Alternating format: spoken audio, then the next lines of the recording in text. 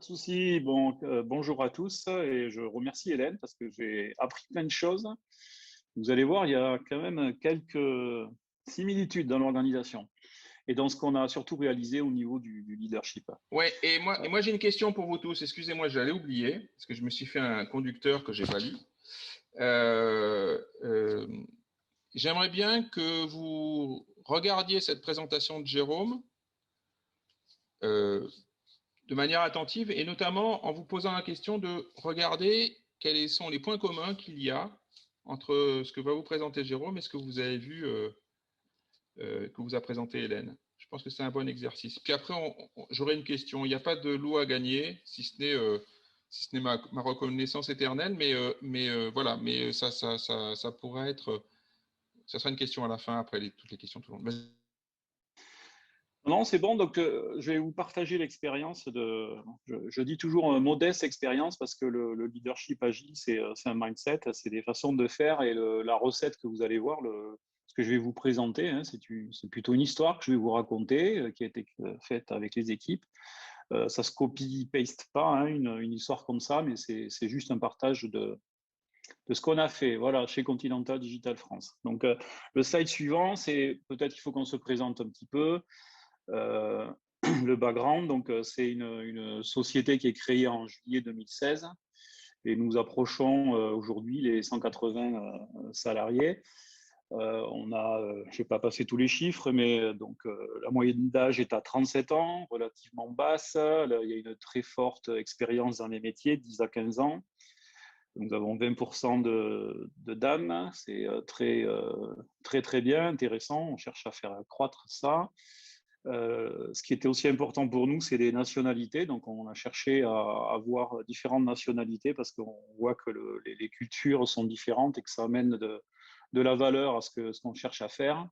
On a beaucoup de génération Y, donc des ingénieurs entre 25 et 37 ans. C'est pour moi une autre façon de manager. C'est pas les mêmes, on va dire, visions et objectifs dans la vie. Et puis, nous avons un mix de compétences. Donc, juste fait un clic. Donc, c'est quoi? C'est 90% de gens de l'IT qui n'étaient pas les métiers d'origine de Continental. Et nous avons 10% de gens qui viennent de l'automotive, en fait. Et donc, nous travaillons sur 6 programmes. C'est des gammes de produits ou de services de mobilité. Donc, ça va de clés virtuelles pour ouvrir un véhicule avec un smartphone. Ça passe par des services de gestion de flotte pour optimiser vos flottes de véhicules commerciaux.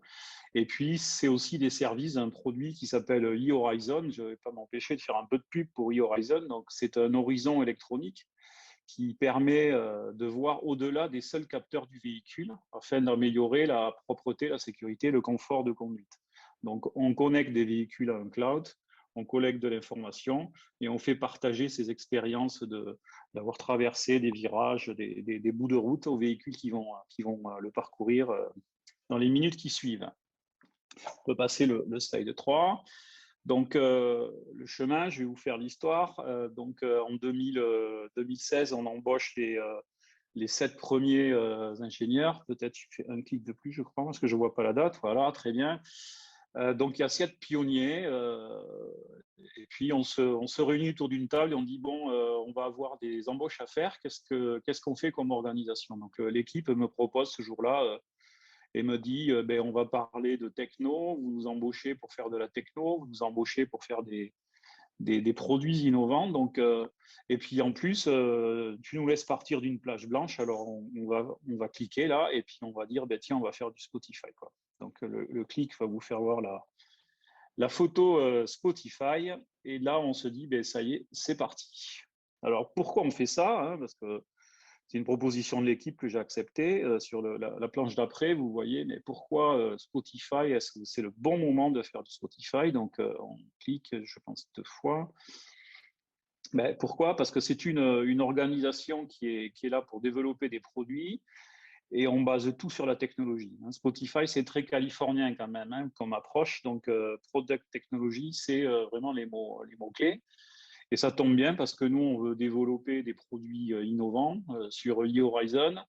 Et puis, on veut lancer beaucoup de produits. On est dans une phase d'innovation. On ne parle pas de céréales, enfin de développement produits série ni d'opération de service. Il faut juste créer de la valeur pour essayer de vendre des services. Et puis, tout c'est basé sur la technologie. Donc, ça tombe bien parce qu'il nous faut des gens qui sont forts en technologie. On va aller au-delà de l'état de l'art. C'est un projet qui est financé aussi. Donc, on a besoin de faire bouger l'état de l'art. Et donc, on doit embaucher 180 ingénieurs. Donc, pour embaucher des techniciens, il nous faut des techniciens. Donc, l'organisation se prête bien. En 2017, on embarque 150 ingénieurs, donc 7 et 150, ça fait 157 personnes. Et puis là, on commence à avoir aussi la réalité de l'innovation. Ça veut dire quoi? C'est que les roadmaps, elles vont changer tous les 3 mois parce que quand on commence à montrer de la valeur sur un service, peut-être que c'est pas bon, qu'on a regardé l'état de l'art, ça existait déjà. Donc, il y a beaucoup de services avec des décisions stop, continue et start. Donc, ça perturbe énormément l'organisation des équipes et leur motivation parce qu'il n'y a rien de plus terrible pour un ingénieur que d'arrêter au bout de 3-6 mois une activité qu'il n'a pas pu mener au bout.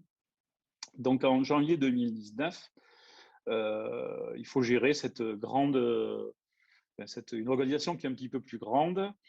Et puis, là, on a quelques difficultés. Donc, on commence à regarder on voit les limites de l'organisation et on commence à faire une rétrospective, un peu regarder ce qui s'est passé. Et là, on se dit, bon, les gars, moi, je ne sais plus trop exactement comment il faut qu'on aille. Donc là, on a vraiment besoin d'un coach.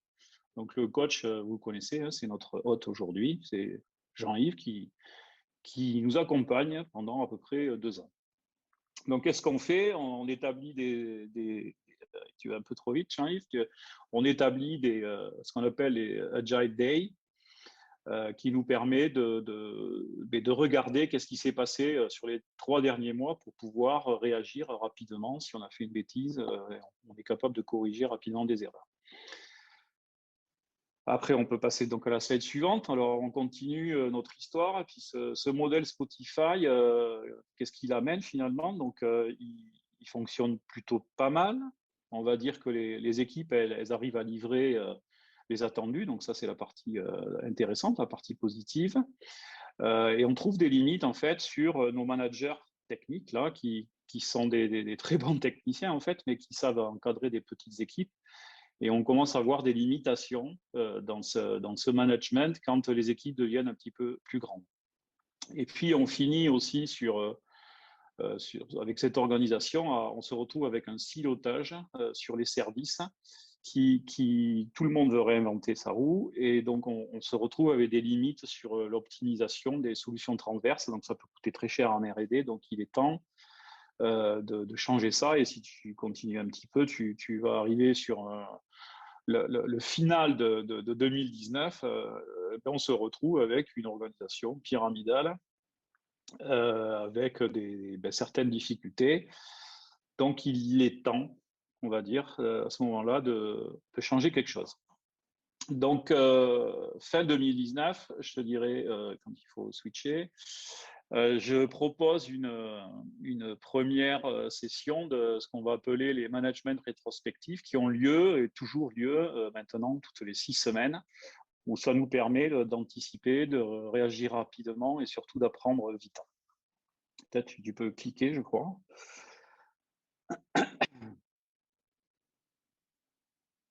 Je crois encore un coup. Ouais, voilà, donc on installe ça.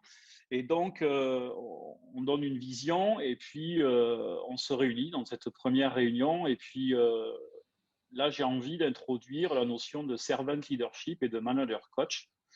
Je ne peux pas dire que Jean-Yves ne m'a pas un peu influencé quand même. Et nous visualisions quelques vidéos pour se sensibiliser sur ces concepts, etc. Et puis là, je donne une feuille de route à l'équipe.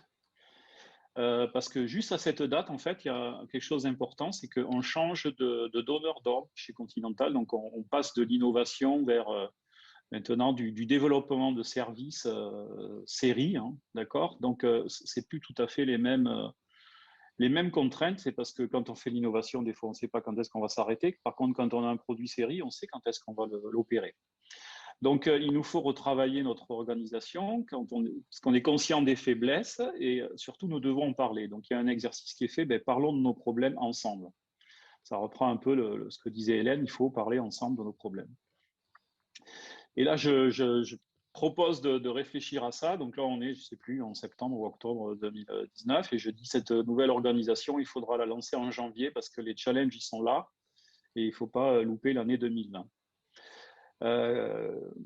Et là, je pose une question. Et quelle est, selon vous, l'organisation qui fait sens dans ce nouveau contexte? Et je leur explique que ce sera votre organisation. Je vous laisse y réfléchir.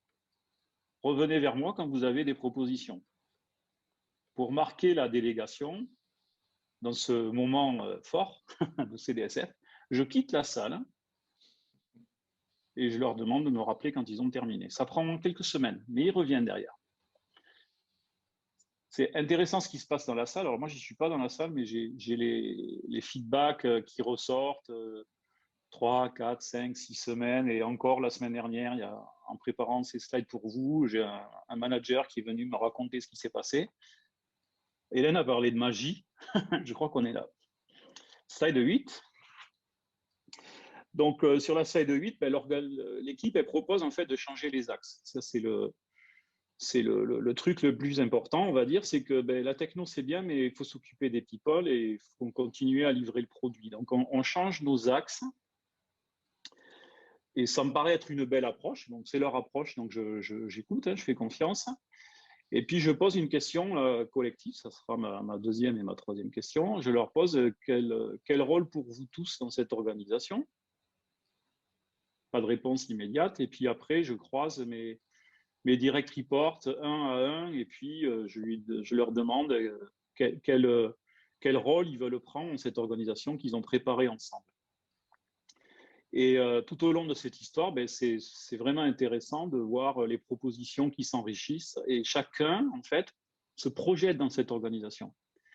Donc, nous sortons à la fin de ces réunions, juste avant de lancer l'organisation, on sort avec une vision sur le leadership et l'ownership qu'il va falloir mettre en place. Donc, je pense que sur le slide d'après, on voit la transformation. Donc, on travaille bien sûr sur le mix d'innovation de produits séries et sur les people. Donc là, vous voyez sur ce slide, il est un peu animé, je crois, Jean-Yves. Vous voyez l'organisation, comment elle était, et tu vas faire du clic, et puis tu vas voir que on va grossir l'équipe, et en fait, il n'y a plus de middle management. Les managers se retrouvent à côté des équipes.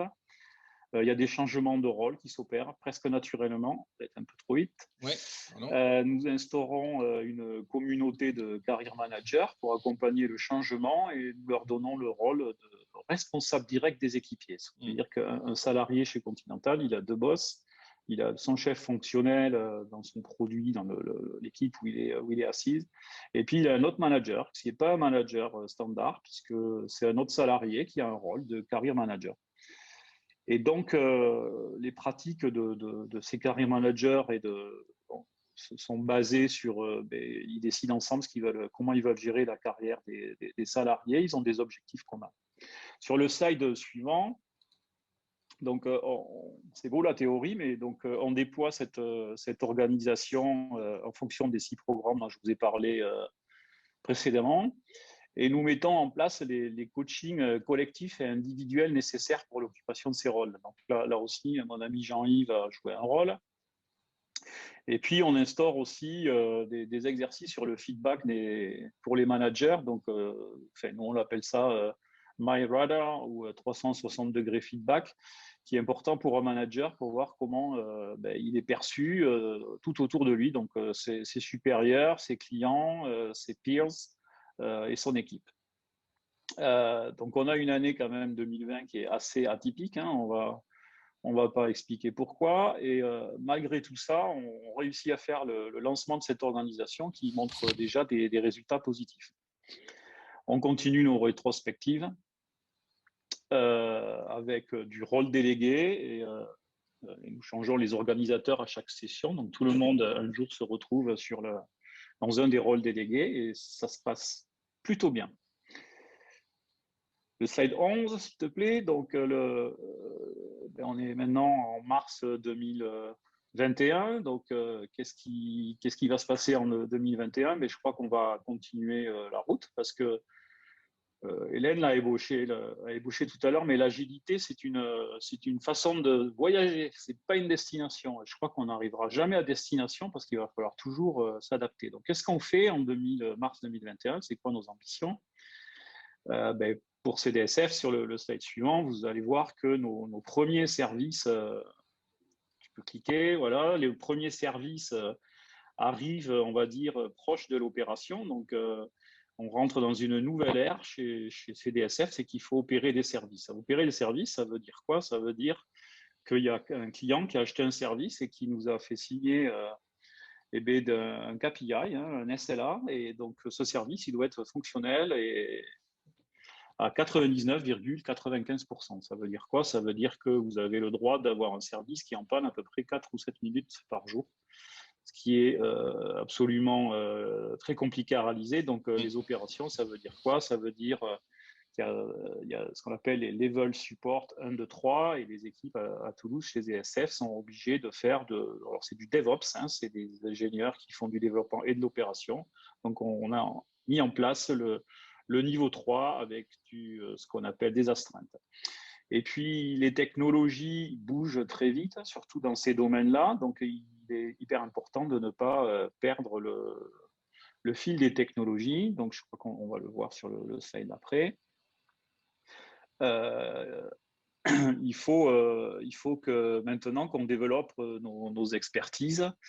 Donc, et par contre, ce qui y a de génial dans cette nouvelle organisation, c'est que les gens sont motivés. Donc, il y a des pratiques très nombreuses. Les gens, ils ont envie de partager. Ça se fait sentir. Il y a des solutions, des belles solutions qui ont été créées, qui doivent être, moi j'appelle génériques ou plateformes, qui doivent être déployées. Et on emploie un mot chez CDSF, il faut polliniser plus vite entre les programmes. Donc, on crée pour ça un rôle qui s'appelle le lead engineer. Et puis, sur la droite, vous voyez, on a vers une organisation qui va apprendre. Donc, il faut avoir une vision, il faut faire confiance à l'humain, grandir ensemble, améliorer pas à pas et mieux se connaître. Donc, ça, c'est le futur. Donc, je voulais vous l'introduire un petit peu sur le slide suivant. C'est un petit peu un scoop, ça, hein, si tu passes sur le slide d'après, c'est qu'aujourd'hui, il n'y a même pas 10% de l'équipe CDSF qui est au courant de ce qu'on veut faire. Quelques personnes du management, mais parce qu'il y a une paire de managers qui sont venus me voir et qui ont dit il manque un truc là, parce que sur les technos, en changeant les axes, on a laissé partir un petit peu les technos et on n'a peut-être plus les échanges qu'on souhaitait avoir sur la réutilisation de solutions, les savoir-faire, les pratiques, etc. Donc, qu'est-ce qu'on fait? On crée un concept qui s'appelle Learn and Share at CDSF. Et communément, alors tous les programmes ont signé cette charte, donc on va donner une journée par trimestre pour contribuer à ce que les équipes grandissent, à ce que l'organisation grandisse. Donc, c'est basé sur de l'ownership. Hein. Les managers, ils font rien. Les managers, ils viennent participer à ça parce qu'eux aussi, ils ont envie d'apprendre. Donc, on peut apprendre seul. On peut prendre sa journée pour aller découvrir une technologie. On peut aussi se défier, se lancer un challenge collectif sur on va essayer un nouveau truc ou on va faire un essai sur des données, par exemple. C'est très cher à CDSF, la data.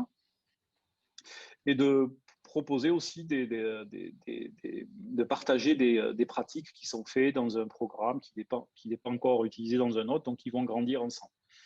On peut faire ça comme on veut, en fait. Hein. Il suffit qu'il y ait un lien avec le business. Donc, on ne va pas faire une journée et prendre 10 mecs qui vont aller faire des recettes de cuisine, même si je n'ai rien contre une bonne recette de cuisine, mais c'est pour vraiment que ce soit orienté vers le business. Voilà. Sur le slide suivant, alors j'arrive un petit peu à la fin de mon truc. Donc, voilà ce qui s'est passé en 4 ans. Je vous l'ai fait en quelques minutes. C'est un résumé rempli de doutes. Hein. J'ai envie de en témoigner, donc c'est rempli de doutes. Mais comment on a fait finalement? Donc là, il y a des il y a des learnings. Donc, j'ai essayé sur ce site de de vous marquer un peu qu'est-ce qui s'est passé. J'aime bien commencer par la gauche parce que le CEO et le CTO, donc notre directeur technique, qui était un Allemand, hein, qui était basé 2 ans en France, il est retourné en Allemagne. Qu'est-ce qu'on a fait? On a pris une posture coach. Donc, et ça veut dire quoi une posture coach? Donc déjà, pour nous deux, hein, ça a été un petit peu un changement de mindset. Il faut qu'on se le dise quand même, hein, l'agilité, ça passe surtout ce type on va dire, d'histoire, ça passe par le fait qu'il y a des managers, hein, qui ne doivent pas se comporter comme des managers un peu à l'ancienne, on va dire. Je me permets ce commentaire, j'ai 54 ans, donc je peux me le permettre. Donc, il faut donner le droit à l'erreur, il faut accepter de ne pas tout savoir. Il y a des gens qui savent mieux que nous, les managers, surtout dans les nouvelles technologies. Il faut déléguer, donner la confiance, accepter les feedbacks, donner des feedbacks. Il y a un mot que j'aime bien, c'est lâcher prise. Et puis, je le reprends que récemment, là, c'est accepter les silences. Il faut mettre des silences. Dans la petite session de 3 minutes, il y a quelqu'un qui m'a parlé, qui utilisait les silences et il voit déjà des effets bénéfiques. Et puis, il faut surtout faire une chose, et ça a été très dur pour moi, c'est apprendre à se taire. Mais on y arrive. Pour l'organisation, comment ils ont réussi tout ça? Ils se sont laissés innover, donc on les laisse innover, ils innovent, ils s'adaptent au changement plus facilement, ils proposent des choses, il faut laisser, moi je laisse des incertitudes. On peut essayer des choses en laissant des incertitudes, quitte à faire une bêtise assez rapidement. Il faut aussi leur donner l'opportunité d'ownership. Donc, alors le silence, c'est pas mal pour donner de l'ownership, puisque si on ne répond pas à la question, ils finissent peut-être par se poser des questions, comment ils vont le faire sans que le chef il leur dise. Et puis l'esprit d'équipe grandissant, donc ça, on est en train de le voir sur nos career managers, c'est vraiment une équipe soudée. Et puis pour nos talents, nos personnes, donc on leur donne la possibilité. Donc tout ça, il faut mettre en place tout ce qui va autour pour qu'ils apprennent seuls ou collectivement et qu'ils grandissent ensemble. Donc grandir ensemble, c'est, je pense, un mot que j'avais mis à Jean-Yves, et notre Learn and Share Day, là, il sert à grandir ensemble. Un petit hint au passage, il y a une formation qui s'appelle Processcom, pour l'ensemble. Donc, il faut le faire, ça, si vous avez l'occasion, faites-le avec l'ensemble des managers. C'est bien, ce type de formation est bien, mais si c'est l'équipe de management qui l'a fait ensemble, c'est encore mieux, ça fait puissance 10, moi je dis. Et puis, il faut que le manager il soit avec eux là, parce que ça ouvre un cahier, c'est pas facile à y aller pour le manager, mais ça ouvre un cahier, donc il faut oser. Et par contre, à la sortie, ce truc-là, ça change vraiment la donne, quoi. Je pense que pour nous, on a fait ça fin 2020, ça a vraiment changé la donne. Voilà, c'était une modeste partage d'expérience à placer dans un contexte. Je vous le rappelle, il faut le placer dans un contexte. Ce n'est pas des recettes magiques. Il y a un contexte, il y a des raisons, il y a une vision pourquoi on fait ça, etc. Voilà, merci de votre écoute. Merci Jérôme, merci beaucoup. Merci. On va prendre quelques questions. J'en ai. Ouais. Mijal, il y en a 2, donc je vais en prendre une. Je vais prendre la deuxième parce que elle me parle plus à moi, donc c'est un choix purement perso. Je m'excuse. Jérôme, est-ce qu'il y a eu un déclic pour changer de posture ou est-ce que ça a été progressif?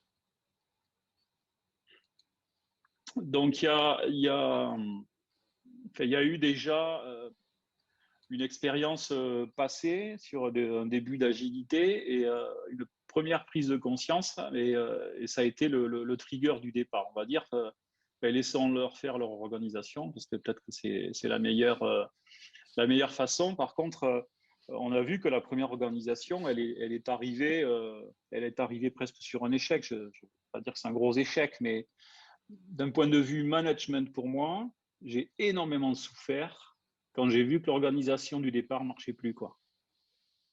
Et là, il y a eu un déclic avec Jean-Yves. Ouais, on a pris conscience. Tu l'avais fait le déclic, sinon je ne serais pas venu. Mais oui, c'est vrai. Mais bon, c'est le coaching là qui nous a collectivement fait prendre les décisions et qui nous a lancé en fait, hein. On va dire que le départ n'était pas arrêté pour moi, Jean-Yves, je te l'accorde, mais par contre, tu nous as encouragés en fait et tu nous as montré le bon chemin, quoi. En tout cas, un chemin qui était le vôtre.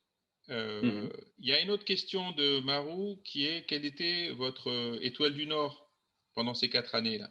C'était quoi qui vous guidait? Parce que justement, ce n'était pas quelque chose de préconçu au départ, hein, c'est ce que disent les commentaires. Tu ne savais pas déjà comment tu allais organiser et c'est quoi qui vous a amené à toujours suivre cette étoile du Nord, c'était quoi pour vous?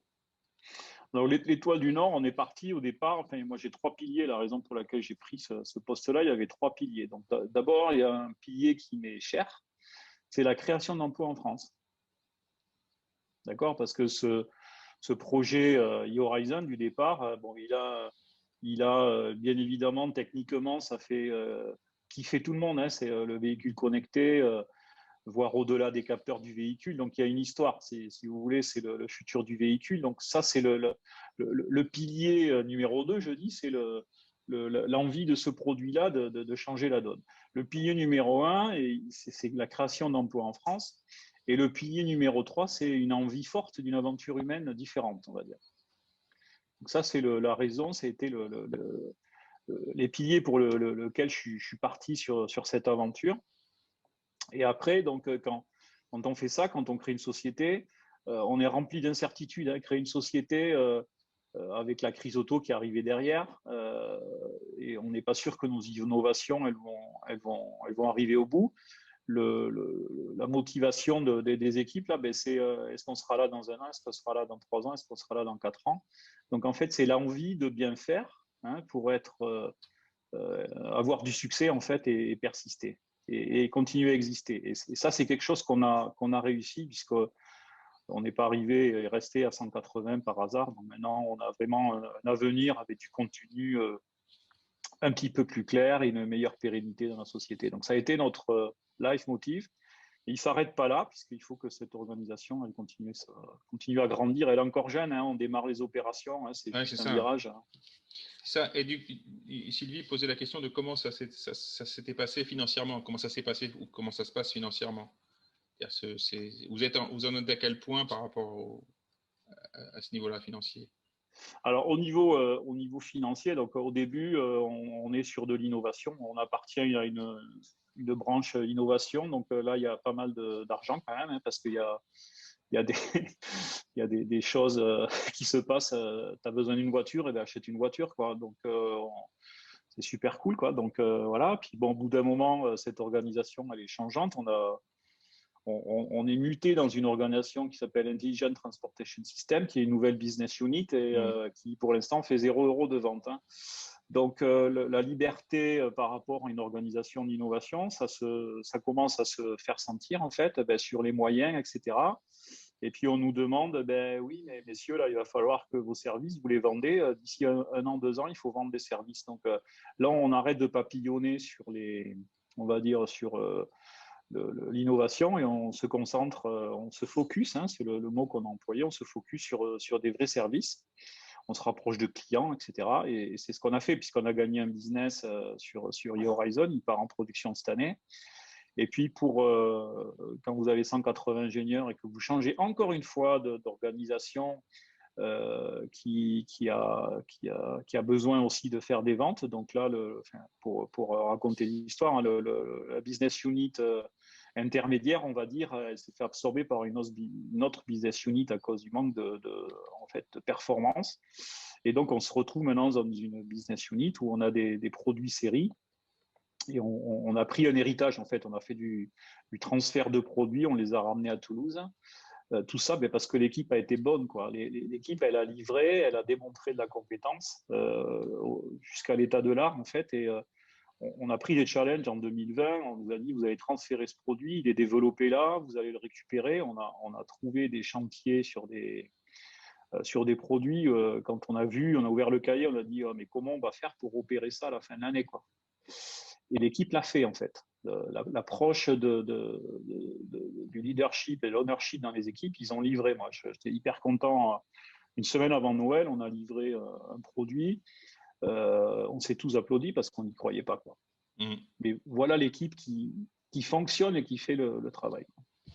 D'accord. Et justement, là, c'est la dernière question. Après, après moi, j'en aurai une pour vous tous. Hein. Donc, partez pas avant ma question quand même. Hein. Je vais me vexer sinon. La question d'Yann, c'était les membres des équipes connaissent-ils bien et comprennent-ils bien le travail des personnes qui font partie d'autres équipes? Donc, je pense dans la même entité, Yann, hein, c'est ça, hein? Ah oui, oui, tout à fait, oui. J'imagine ouais. qu'il y a plusieurs équipes déjà. C'est une très très bonne question. Là. Ça, c'est ma motivation du learn and share là, parce que on a quand même éventuellement quelques petits silos qui persistent. Par contre, quand il y a un programme qui livre, qui met une techno en route et que ça marche, quoi. Le programme d'à côté, il dit ah ouais quand même, ils l'ont fait quoi. Donc moi, j'ai pas envie de réinventer la roue, donc je vais aller voir un petit peu ce qu'ils font. Donc ça. Notre journée, elle va aussi servir à ça, quoi. Hein. Ok. Allez, j'en prends une dernière. Laquelle je prends? S'il y en a beaucoup encore. Je vais prendre la question d'Idriss, parce que j'aime bien Idriss qui vient souvent.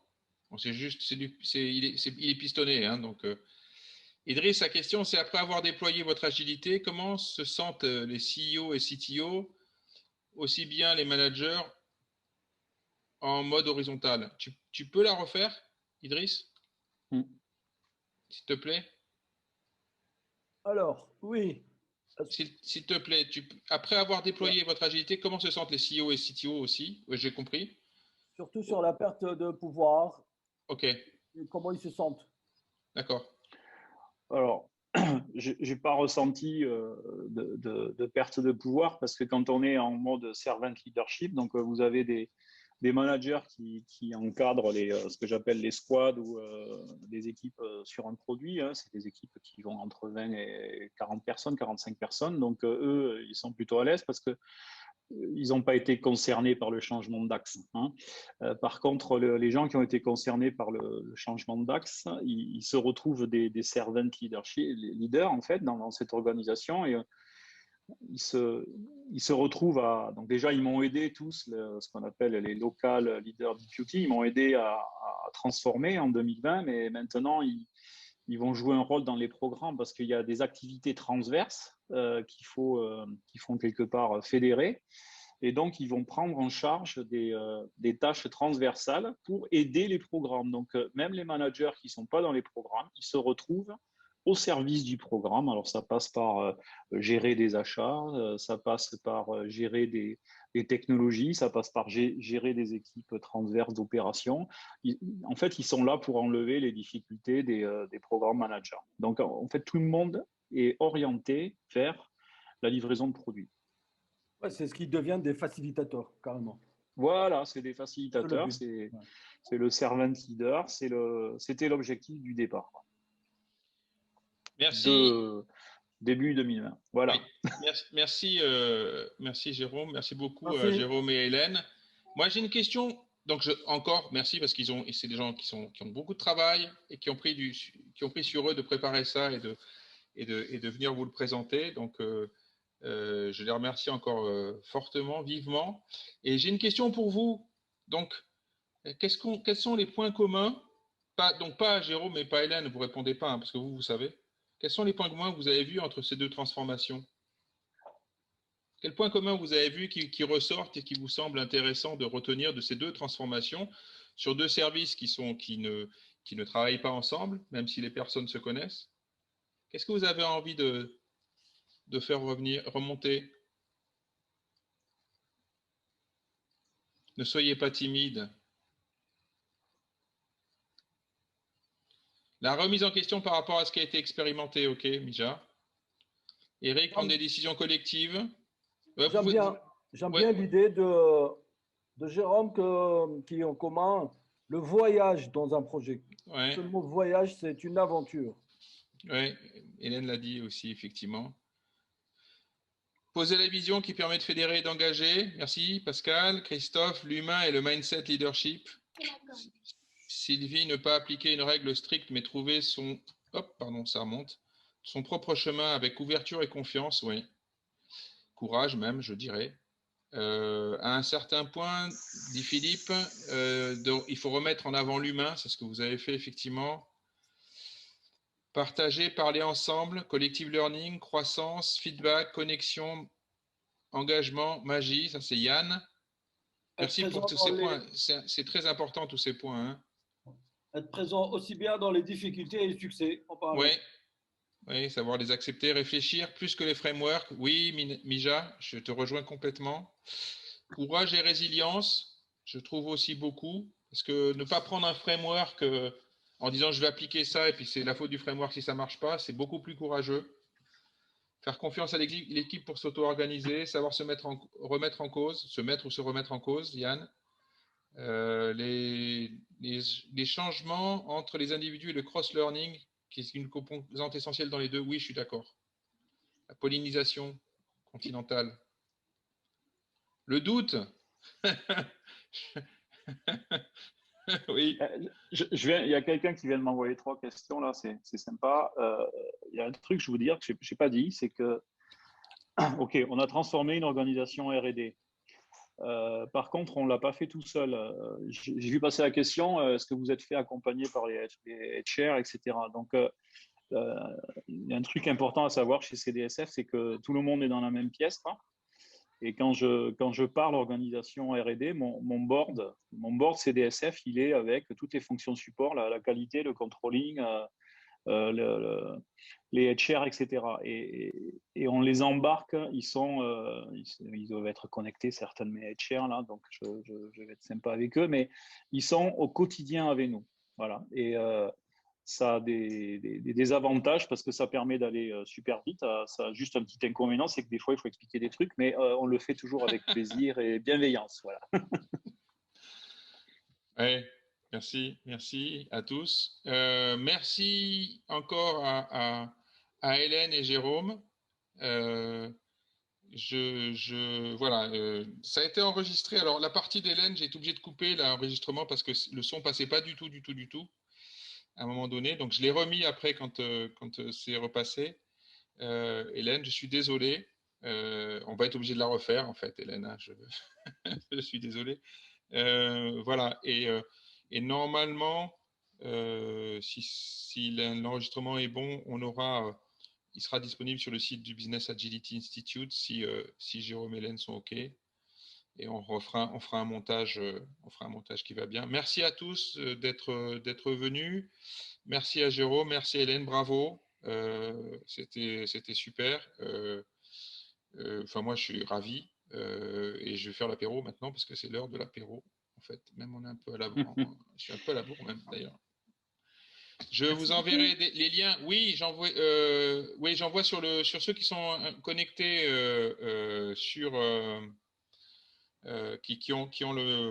qui sont inscrits sur le Meetup. J'enverrai un mail avec le lien au moins sur le Business Agility Institute et comment trouver la vidéo quand elle y sera. Oui, je le ferai. Pas de problème. Je le retiens. Merci beaucoup. Merci à vous. Merci à vous. Le 9, pour ceux qui parlent anglais, le 9, donc mardi, il y a nos amis de Renault qui vont faire une présentation en anglais. Et croyez-moi, il y a des trucs vachement intéressants parce qu'ils ont voulu faire un truc très interactif. C'est la première fois que je vois ça. Je trouve qu'ils voilà, bon, je les ai un peu poussés, comme dirait Jérôme. Mais voilà. Mais ils font un truc sympa aussi. Et ça vaut le coup de venir. C'est mardi à 18h. Okay. À bientôt. Merci, bonne soirée. Merci, bonsoir. Merci, au revoir.